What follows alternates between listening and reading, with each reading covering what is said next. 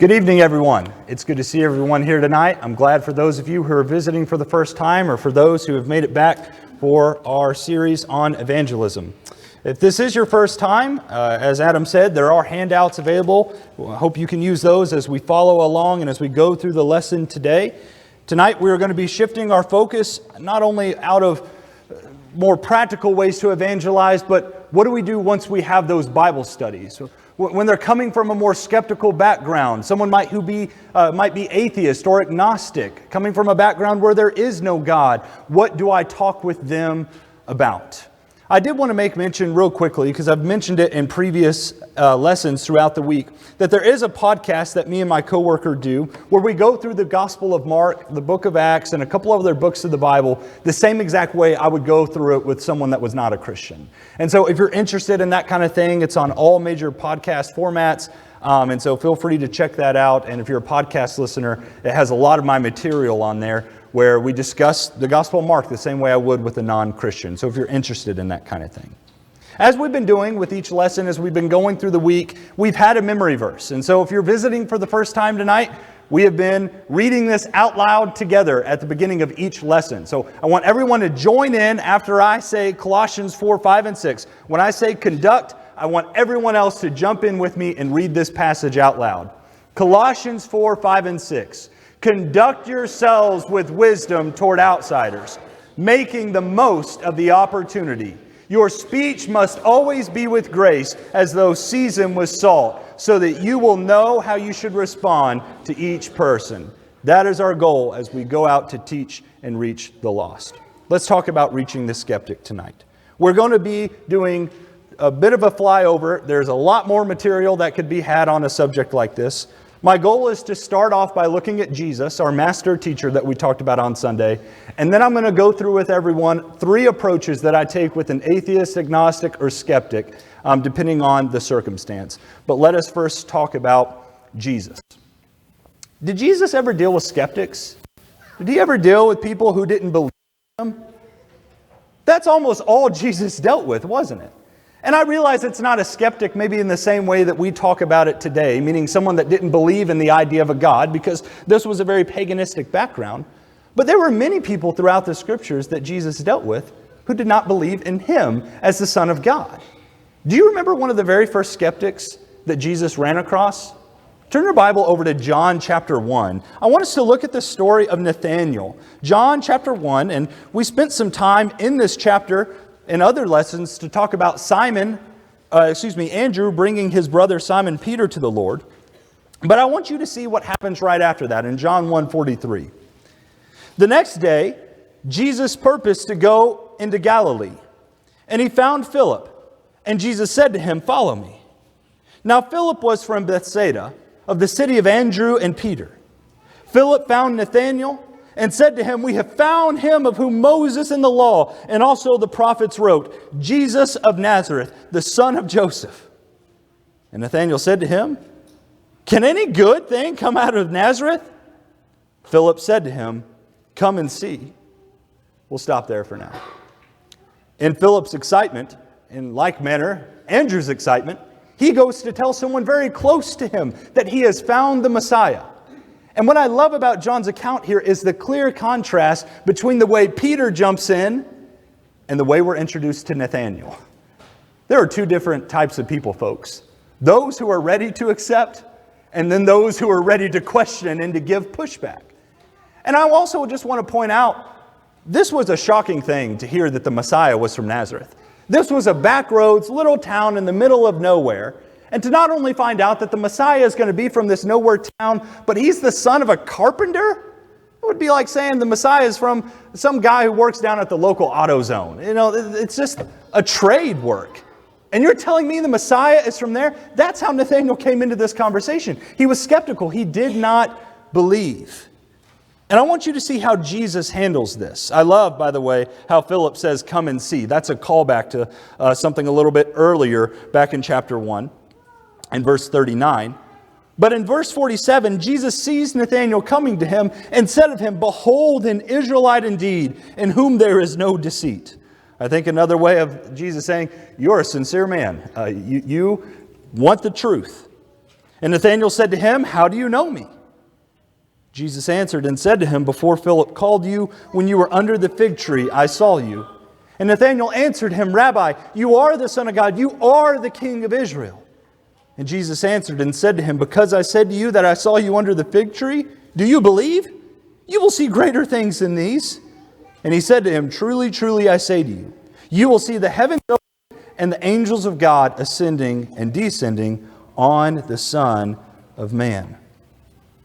When Jesus meets this skeptic, does Jesus just look at him and say, "You know what? You're right. I'm from Nazareth. I'm a nobody. Great assessment, Nathanael"? Or does Jesus address his skepticism? Did you notice how Jesus addressed his skepticism? If you really boil it down, Jesus addressed his skepticism with a sign. And albeit a small sign, which is Jesus' whole shock to it as well.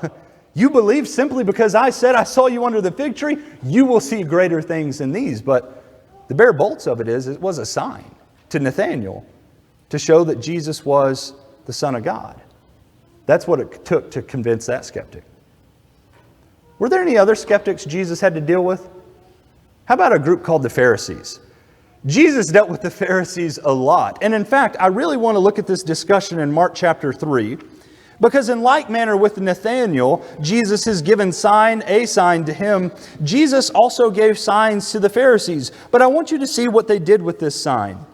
As Jesus had went about in the previous chapter or two, casting out demons, there is now a discussion on how he was able to do such a thing.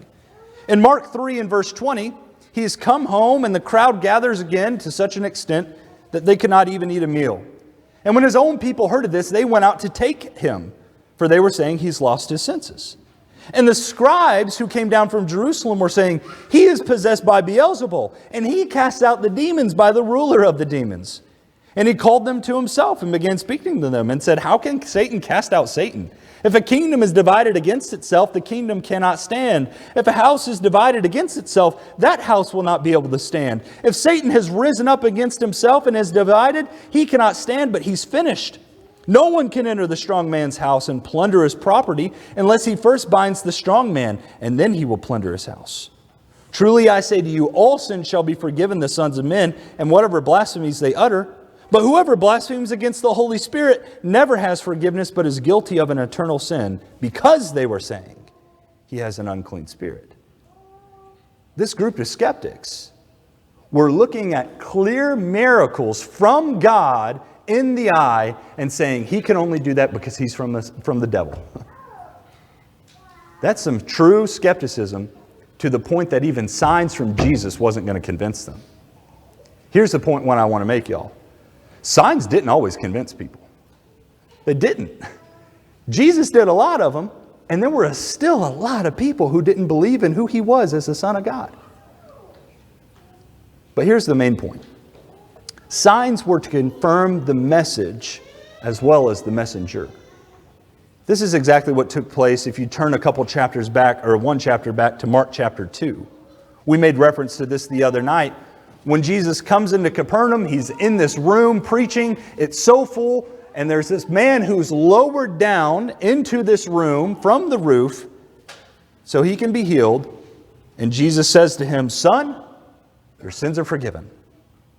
And of course, the scribes are reasoning in their hearts, well, how can he say that? He's blaspheming. Who can forgive sins but God alone? And Jesus knew that they were saying this. And so he asked them a question. Which is easier to say to the paralytic, "Your sins are forgiven," or to say, "Get up and pick up your pallet and walk"? But so that you may know that the Son of Man has authority on earth to forgive sins, he said to the paralytic, "I say to you, get up, pick up your pallet, and go home." You see, Jesus was meeting their skepticism with a sign. The physical was proving a spiritual component to these people. Through the signs, skeptics should be able to see who Jesus is. He's the Son of God. All right, Chase. What does that have to do with us today? 2021 years later, we ain't out there doing miracles. We're not seeing the miracles of Jesus. So how am I supposed to convince someone who's an atheist or agnostic that these things really happen? Did Jesus leave a sign behind that we could believe in and we can look to and know that it happened? Well, of course he did. The resurrection of Jesus Christ, the greatest sign of all. The Gospel of John records 7 signs. The greatest of them all that it points to is the resurrection of Jesus Christ. And that's why I think it's so cool in John the 20th chapter, as he gets to the end of his gospel, he'll say there in verse 30, "Therefore many other signs Jesus also performed in the presence of the disciples, which are not written in this book. But these have been written so that you may believe that Jesus is the Christ, the Son of God, and that believing you may have life in His name." So let me ask you this. Why wouldn't you study with that skeptic about the resurrection of Jesus Christ? This sign impacted Thomas, one of the biggest skeptics of the whole New Testament. Remember what he did there in John 20? He runs up and he says to the disciples, "Unless I see His hands and the imprint of the nails and put my finger into the place of the nails and put my hand into His side, I will not believe." 8 days later, Thomas is with him. Jesus came, the doors were shut, stood in their midst, "Peace be to you," says to Thomas, "Reach here. Put your finger there. See my hands. Reach here with your hand. Put it into my side. And do not be unbelieving, but believing." The resurrected Christ is what convinced the skeptic Thomas. So I believe the resurrection can convince our skeptic friends as well. Because you see, it all hinges on the resurrection. And that is vital for us to understand. In fact, that's something that Paul said, isn't it? He goes so far as to say, if there's no resurrection of the dead, not even Christ has been raised. And if Christ has not been raised, then our preaching is vain, your faith is vain. Moreover, we are even found to be false witnesses of God, because we testified against God that He raised Christ, whom He did not raise, if in fact the dead aren't raised. For if the dead are not raised, not even Christ has been raised. And if Christ has not been raised, your faith is worthless. You are still in your sins. You know, I read this passage with skeptics. I'll take them to it and say, look, let's make a deal right now. I'm going to try and convince you that Jesus resurrected from the dead. And if you want to, convince me that He didn't. Because if He didn't, it all crumbles. That's exactly how Paul states it. And I'll ask him, if I can convince you that Jesus really did raise from the dead, would you be a follower of Him?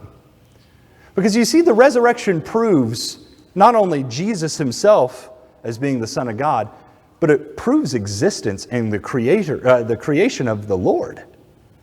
If you were to boil down the resurrection to bare bolts, what is it? There was no life, and then there was life.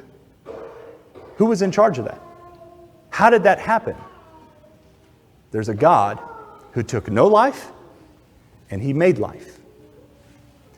Proving the resurrection proves so much more than just the fact that Jesus rose from the dead. So much so that one of my favorite debates was between an atheist named Christopher Hitchens, who's passed away now, and a guy named William Craig. And in this debate, they were debating between atheism and theism, obviously. And the guy who took the theist position had 5 reasons why he believes in the Creator, the 4th of which was the evidence of the resurrection of Jesus Christ. And I loved watching that debate, because every time it came back to Hitchens, he would answer all 5 objections except the resurrection. And William Craig kept pushing him.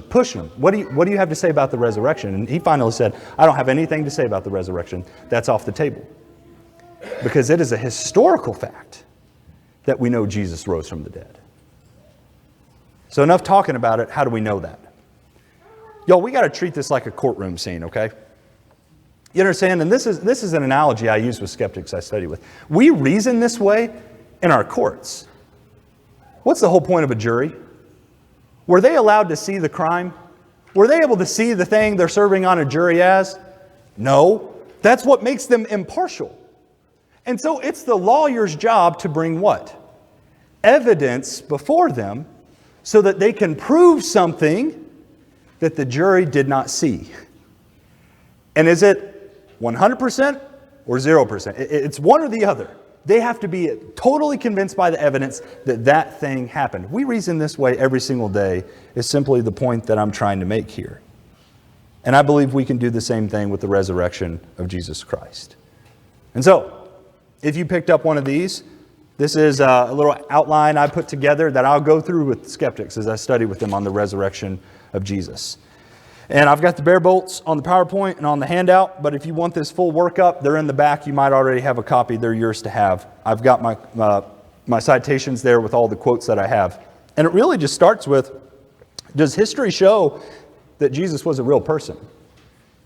Believe it or not, there's a lot of people who think Jesus wasn't real. There are still a lot of people, non-Christians even, who believe Jesus was a real person. But it is important to start with this fact that Jesus Christ of Nazareth, the son of Joseph, was a real historical person, just as real as George Washington was, or Alexander the Great, or any of those other guys. And it goes throughout not only Bible history, but Roman history, Greek history, and Jewish history attest to the fact that this man was real. And I've got all the quotes on there if you'd like to look at those. From four different people, or different nations, and backgrounds. We know Jesus was real. The next question that goes with it is, well, does history show that Jesus died a Roman crucifixion? That takes it another step. And if you would believe it, history attests very clearly to the fact that Jesus himself was resurrected, did die a Roman death on a cross. I've got different citations for that as well. Well, you take that one step further. Does it show in history that Jesus was actually buried? You see, someone that was actually killed on the Roman cross, they didn't have a proper burial. They were taken and they were thrown into a big mass grave and eventually to rot, or eventually they would get covered up with dirt. Did Jesus actually get buried in the tomb of some guy named Joseph with the help of Nicodemus? Well, we can go through history and know for certain that Jesus was actually buried in a tomb. You just take it another step. Does history show the tomb of Jesus was found empty? Yet again, guess what you can do? You can trace it back through history, look at the evidence, and know for sure that Jesus Christ was not only buried, but then 3 days later, his tomb was found completely empty by the guards and by all these other people. This next one might shock you. Does that mean he was resurrected? No, that doesn't mean he was resurrected. There's a number of things that could have happened there in order to explain the fact that his body was found empty in the tomb. There was no person that physically saw the resurrection of Jesus, right? There was no one in the tomb when he was resurrected, but we have people who saw what? The resurrected Christ. And so you go through the different possibilities. Did he maybe never really die? Well, if you've established your facts well enough to show that he went through a Roman crucifixion, not many people, nobody made it through a Roman crucifixion alive. And so that's not really a viable option. Or maybe the body was stolen, and I explore some of that in the document I give you as well. Or maybe they went to the wrong tomb, or maybe he was resurrected. And going one more step with that, we have credible eyewitnesses to the resurrection of Jesus Christ that we still have written for us today that we can go back and read about. And I've given those in that document as well, if you would like those. Jesus was a real person. He died on a Roman cross. He was buried in a tomb, resurrected, and people saw him resurrected from the dead. All things you can trace through history like you would the Revolutionary War. Clear facts. Why wouldn't we talk to people about that? That should be at the forefront of our evidence to them that our Christ, our King, our God, resurrected from the dead 2,000 years ago. And here's what I really like. All of these points can even be made from letters Paul wrote that critics accept. I've put it in your outline there, if I'm not mistaken, somewhere through there, the different letters that critics accept. Romans, 1st and 2nd Corinthians, Galatians, Philippians, 1 Thessalonians, Philemon. They all agree that those were written by the Apostle Paul and that those are historical fact. in what they say. And all of them make the case that Jesus died and was buried and resurrected. So a few things to remember when you use this approach.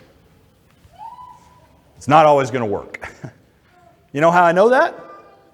Because there were alive eyewitnesses in the book of Acts going around saying, I saw the resurrected Christ. And as we looked at, I believe last night in Acts chapter 17, as Paul winds down his lesson on Mars Hill, he brings up the fact that Jesus had been resurrected from the dead. And when some of them heard this in verse 32, some began to sneer and others said, we shall hear you again concerning this. Some people will laugh it off. There have been skeptics I've went through this with. They say, I realize that it's in the historical footprint that he was resurrected, but it can't be a resurrection. Something else must have happened. And I'll be honest, in those moments, I'll try to get what the other option that they're trying to present is, but it gets to the point where I can't reason anymore about that. They've made up their mind on how they want to look at the evidence and how they want to look at the facts. So just know that that's not always going to work, y'all. Some people will still reject the Lord. I also just want to emphasize that the resurrection was the proof, like the thing that the apostles were talking about. Look at all those references in Acts. In Acts 2:32, as Peter is addressing the 16 different nations on the day of Pentecost, what's the hammer on his lesson? The resurrection. That Old Testament passage that talks about his body, David's body undergoing decay, that ain't talking about David. His body is still here and with us to this day. It must be talking about this Christ. That's Peter's sermon. Or I love Paul as he's addressing a Jewish audience again in Acts the 13th chapter in verse 31. He'll say, for many days he appeared to those who came up with him from Galilee to Jerusalem, the very ones who are now his witnesses to the people. That's Paul's hammer on his lesson. And to a completely different group of people, as we already referenced, a bunch of Gentiles, what does he bring it back to? The resurrection of Jesus Christ. That needs to be at the forefront of what we study with skeptics about. That's where our faith is. That's where our hope is. We are lost in our sins without it. Start there with them. See what they have to say. The resurrection also, if it's historically true, proves Jesus as a prophet. I love how easy it is to memorize this. Mark 8:31, Mark 9:31, and Mark 10:32 are the three places Jesus will say, I'm going to die, I'm going to be buried, and I'm going to raise 3 days later. He keeps saying it. The apostles get lost every time he says something like that, but he does predict it. He was the prophet. He knew that it would happen. And this is also among the Christian basics. Lord willing, on Friday night, we'll do a more detailed look at Hebrews chapter 6, verses 1 through 2. But these things are stated as the elementary principles that they ought to have already known, and among it is the resurrection of the dead. I think that both means knowing about our resurrection one day, but ultimately the resurrection of Jesus Christ. And it also just simply proves the rest of Jesus' miracles to be true. Why do I believe Jesus walked on water? Why do I believe that Jesus turned water into wine? Why do I believe that Jesus was able to heal Peter's mother-in-law? Why do I believe all the miracles I read about? Because I know he rose from the dead. That was the ultimate sign. And if I can believe and know that, then the rest of the miracles go with it.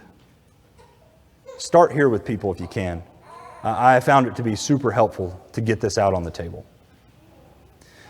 The second approach I will sometimes take with people is just reasoning through creation. Again, to no surprise, this is something the New Testament people did.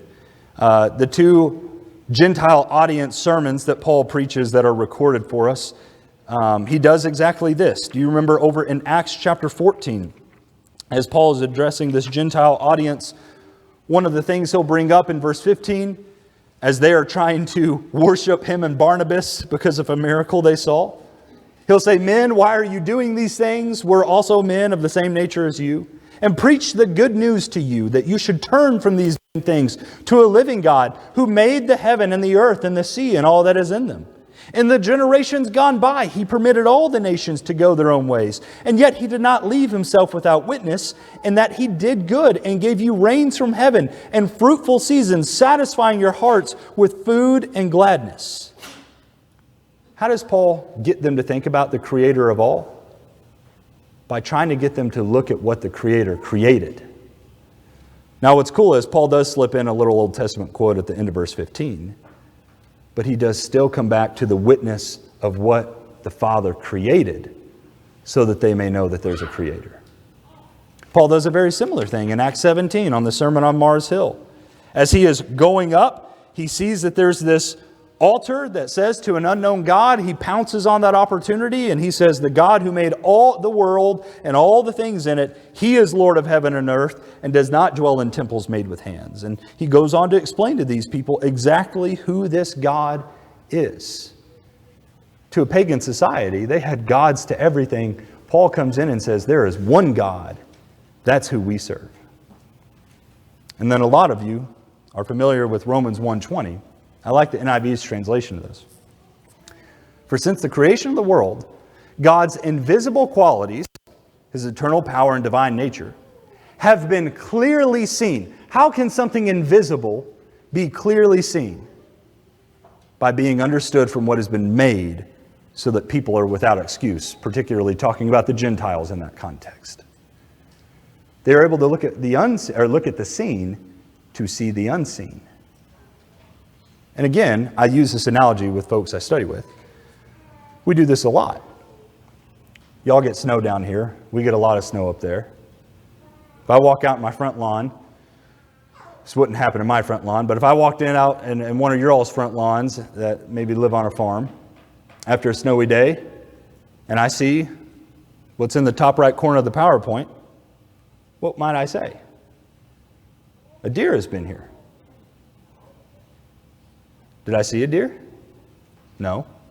What have I seen? What the deer left behind. There's evidence there that helps me see the unseen. And that's exactly Paul's point here. God has left behind a lot of evidence for us. So there's kind of three things I like to do with people as I talk with them about creation, and just three, I believe, undeniable facts as you reason through the world. And I took these three from Scott Smilser, who you guys have talked to me about, heard him go through these with people before, and I think they're super helpful. The first one is nothing comes from nothing. Establish that fact. Because on the surface, that's a no-brainer, right? And by the way, with any evidences, it's really easy to get lost in big words and like big theological or philosophical things. This is an easy boiled down version of it that I think is super helpful for simple guys like me. Nothing comes from nothing. If everyone closed their eyes for just a second and thought of nothing, what would you have 30 minutes later? Nothing. What would you have 30 years after that? Nothing. So forth and so on. Nothing is nothing. And if you can establish that fact with people, if you had your eyes closed, you can open them, sorry. But if you have this fact established, what you can establish with people next is that there must have been something. Everyone here agree we exist? Everyone here agree that there is something now? How did it all start? And I heard it put this way once. I think this is a helpful way to think about it. There's really just two options. Was there infinite mind, or was there infinite matter? You see, mind can be infinite. Matter cannot be. That's exactly what the second law of thermodynamics states. I'm not going to bore you by reading that. You can look it up on your own. But the idea is that processes have a beginning as well as an end. Matter is unintelligent. I can say to this clicker, I've seen smarter clickers than you before. Is that going to hurt its feelings? No.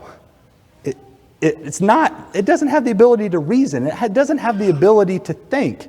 It's unintelligent.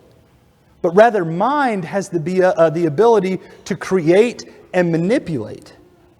Matter just is what it is. And here's the thing. Even if matter was the thing that was infinite, what people are suggesting is that that matter collided at one time to create the order that we see now. And a disorder thing, an orderly thing came out. Not how it works. And are we really going to suggest that even if matter had existed and not mind, that if it bounced around enough times, it would spit out what we see today? Take this squirrel, for instance. Might be a hard analogy to use, but I'm going to. And what happens if I throw it in this? And I hit go, and I just let it go for hours and hours and hours and hours. Is there any point that that thing bounces around in there enough that what comes back out is what you see on the left? No. Because with matter, it takes the mind to manipulate it. I'm a simple guy. I like it boiled down like that. Hope that makes sense. Nothing comes from nothing, y'all. Keep it like that. The second point I like to establish with people is that life comes from life. You guys remember spontaneous generation? It was a teaching back in the 1500s.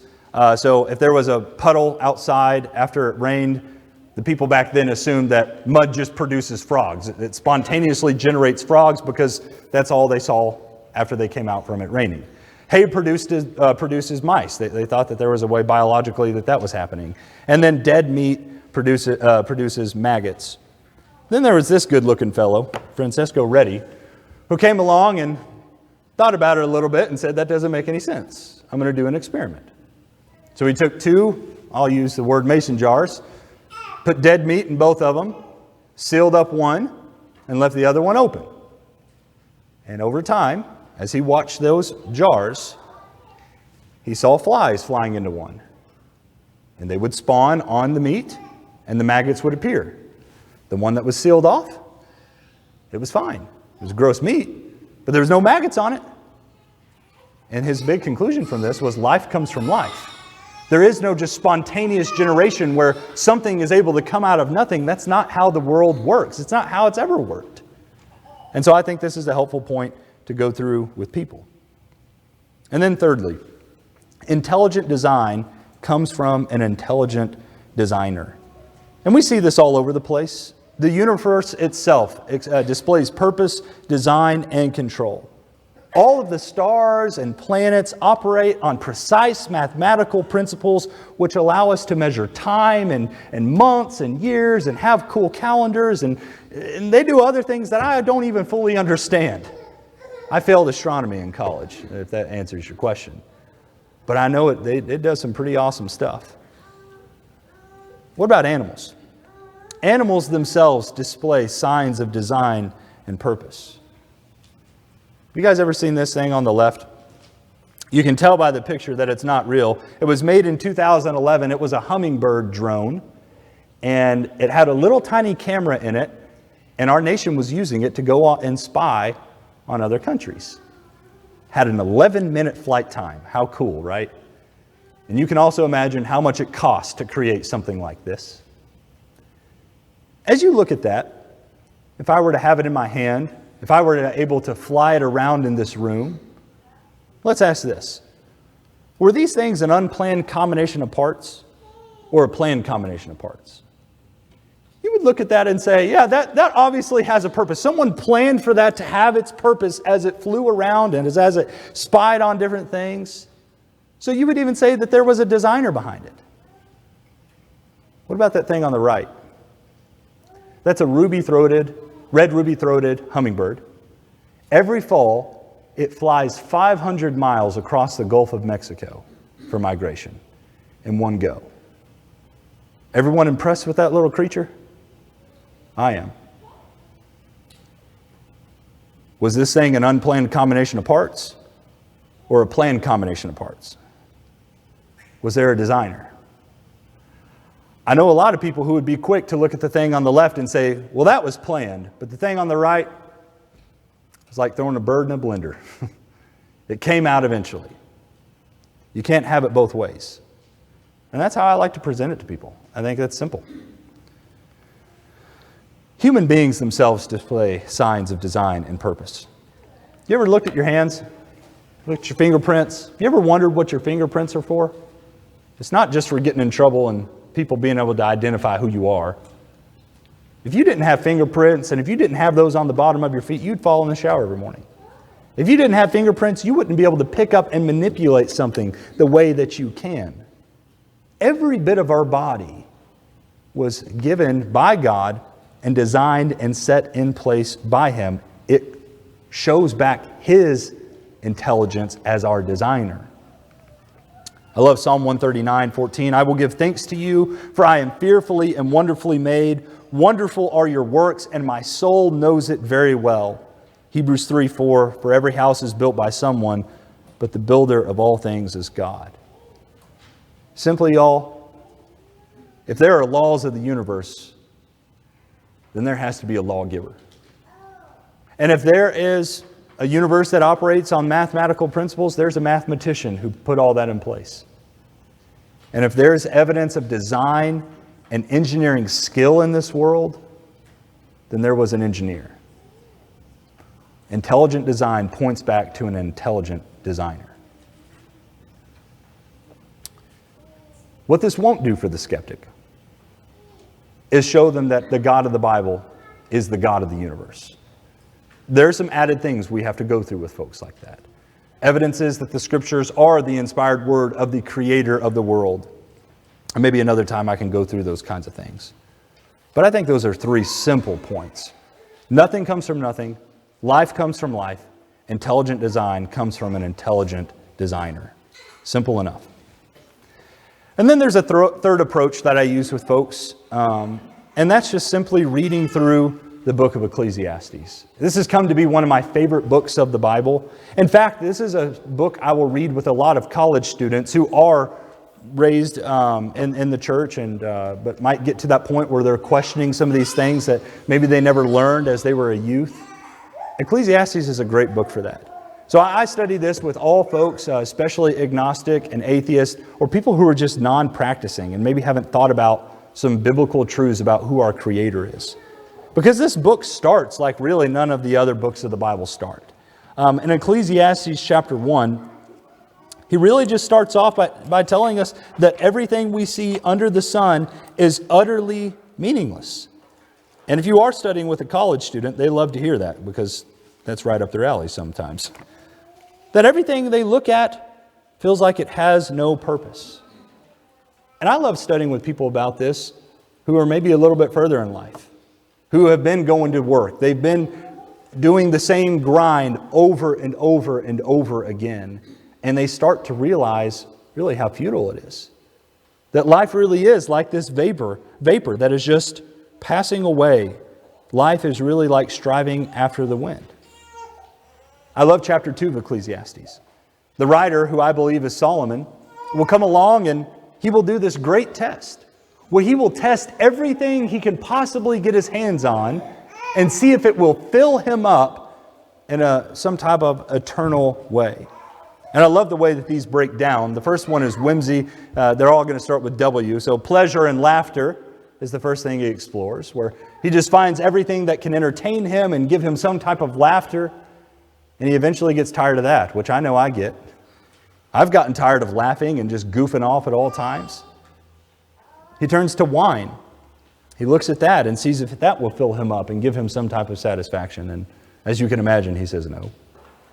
He turns his attention to work, builds gardens for himself, says he built ponds for himself. Y'all ever built a pond? That has to be hard work.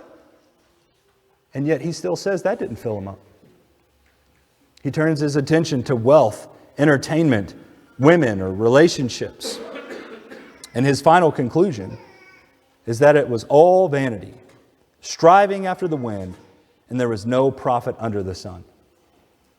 Y'all, I've studied with agnostics and atheists who have come away from the passage going, this is how I feel.